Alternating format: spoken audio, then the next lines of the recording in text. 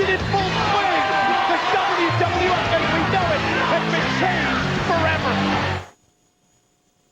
Live, Kurt Ludlow, Shauna Parsons, meteorologist Rod Hill, and Tim Becker Sports. This is the 10 o'clock news. Good evening. Shots ring out near a busy restaurant and a man ends up dead. That man was killed by a police officer. The incident happened in Clackamas County. That's where KPTV's Monica Guzza is live with details tonight. Monica? Yes, police received a call about 4:45 this evening from the suspect's brother. Sheriff's deputies arrived on the scene to find a man with a gun sitting in his car in a parking lot in downtown Estacada. Here is what one eyewitness said he saw. Finally, after about 20 minutes of pleading with him, Kenny came out of the vehicle with his hands up like this with the gun in his right hand. And he was kind of waving it up and down, and they sent the dog on him. And when they sent the dog on him, he shot, and he shot in the direction towards the officers. Then after that, the dog got him down to the ground, and he still had the gun in his hand and was pointing it up at the officer, right by the officer. And the officer's only thing he could do was to take his life. Now, according to police, the suspect had been drinking and was depressed. Police attempted to negotiate with the man, but he soon got out of his car and began waving his gun around. Finally, officers had to take action. He did advance on the deputies. A canine officer was on the scene, and they did deploy the dog. And I do know that at least 2 deputies fired rounds striking the suspect. Now, Highway 224 at Highway 211 in downtown Estacada was closed during the incident, and a nearby restaurant was locked down. The names of the deputies have not been released, but are said to be very experienced officers.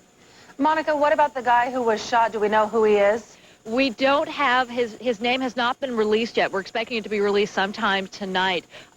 One thing, though, you noticed that the first gentleman did say that the man's name was Kenny. That's because the officers were using a bullhorn to speak to the man, and they kept saying the name Kenny, Kenny, Kenny. So we assume his first name is Kenny.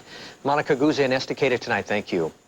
Word tonight from the Multnomah County DA's office, criminal charges will not be filed against state child welfare worker Dale Kraft. You might remember Kraft was fired last summer after a mother killed her daughter while he was supposed to be supervising a visit between the two. KPTV's David Wilson got reaction from state and county officials. Joins us now from the newsroom with the details. Dave? Yeah, district attorneys poured over thousands of pages of documents in this case and considered a variety of charges against Kraft. But in the end, they say, while he may have done a poor job supervising the mother, he did nothing criminal. On a bright sunny day last summer at Gresham's Main Street Park, page 6, line 1, Sharon Yvonne Weston. Mother Sharon Weston had a scheduled supervised visit with her 20-month-old daughter Alexis. According to investigators, child welfare worker Dale Kraft sat in his car and read the paper while allowing Weston and the child to stroll out of sight. A fatal mistake. Police say Weston took the opportunity to strangle the baby. 1 month later, after an internal investigation, the state fired Dale Kraft. As we examined the facts of this case and we examined the responsibilities and duties of the employee on that day, we believe and continue to believe that it did meet the standard for dismissal. I'm not sticking up for Mr. Kraft. That was a miserable performance by anyone's standard. Was it criminal? No. During a 5-month review, the Multnomah County DA's office looked at thousands of pages of documents and considered charging Kraft with everything from murder and manslaughter to child neglect. But investigators found inconsistencies within the Department of Human Services as to how supervised visits are handled. And investigators say because of the lack of communication between staff, Kraft may never have known the danger Sharon Weston posed. Where is the responsibility? Is it with Mr. Kraft? Is it with the caseworker? Is it with Mr. Kraft's supervisor, the case manager? It's split. The district attorney says department policy did not require Kraft to read the family's file. The child's father has filed a lawsuit against the state alleging the agency was negligent. And Multnomah County District Attorney Michael Shrunk says what this case shows is that the case workers in the Department of Human Services are overworked and underfunded. But since the murder last summer, that state agency has been reorganized so staff workers can better work together on difficult cases. An agency spokesperson says the DHS has handled thousands and thousands of supervised visits, but before last summer has never had anything as tragic as this murder happen. By the way, the murder case against Sharon Weston goes to court later this summer. And David, what about Dale Kraft? Is he trying to get his job back? Not that we know of. There's no lawsuits been filed, and as far as we know, he is not working at this time. We tried to contact him this afternoon, but we were unsuccessful. All right, David Wilson, thank you. Well, you can't miss the billboards going up around town. And that's exactly what the FBI and families of Ashley Pond and Miranda Gaddis are hoping for. The billboards are the latest tool in the investigation into the disappearance of the Oregon City girls. AK Media donated the billboards, which normally cost about $200,000. They're located on Highway 213 at Beaver Creek Road and I-205 at Park Place. The billboards encourage folks to continue calling in with tips. Those billboards are being met with mixed reaction from both families of the abducted girls. KPTV's Ryan Deal is live in Oregon City tonight. And Ryan, what are the mothers saying? Well, Kurt, obviously both mothers are very thankful for the billboards. They need these pictures up anywhere they can get them, especially at the news that some businesses here in Oregon City are telling the mothers no when it comes to hanging up posters.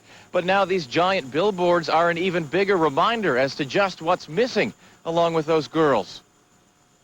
The families of 13-year-olds Miranda Gaddis and Ashley Pond gathered beneath those larger-than-life pictures, making one more plea for the girls' abductor to bring the girls home. Lori Pond, her daughter gone now 11 weeks, struggling to find words. The smallest piece of evidence that anybody can bring forth about the girls is important. A tearful uniting of two families who before this had kept their public pain separate. Today, clutching personal items of the girls, relatives try to make those flattened images human. An outgoing Miranda seen here aspiring to become a model one day. Those home video cameras waiting to make up for lost time. Miranda's 13 years old, and she's my second daughter, and I just really want her home. I have a little girl that I just had 2 months ago, and I want her to know Miranda. And whoever has her and Ashley, please just bring them home. We love them so much, please. For the second day in a row, the FBI has returned to the Newell Creek apartment complex with specially trained dogs. Investigators have begun weeding out now more than 2,000 leads. That letter surfacing in Florida, either written by Ashley Pond or someone pretending to be her, has been a blow to both families who aren't buying it. Admittedly, they're losing strength and looking to authorities. We will not stop looking for you. The entire community, the entire country, and every law enforcement officer is watching for you. There is no place to hide. I just hope that the person that's out there is watching this, and it's best that you bring them home now instead of waiting until later. Now, the longer these two girls remain missing, the less likely their chance of returning home safely. Right now, the FBI says it doesn't have one single lead that it's banking on. Kurt, clearly these people need more information. Well, let's hope they get it. Ryan Deal live tonight. Thank you. You're welcome. There are 2 ways to share tips with investigators, regardless of how insignificant you think your information may be. You are asked to call the FBI tip line. The number is 1-800-822-0962, or you can write to Find Our Kids, P.O. Box 1705, Oregon City, Oregon 97045. Reward money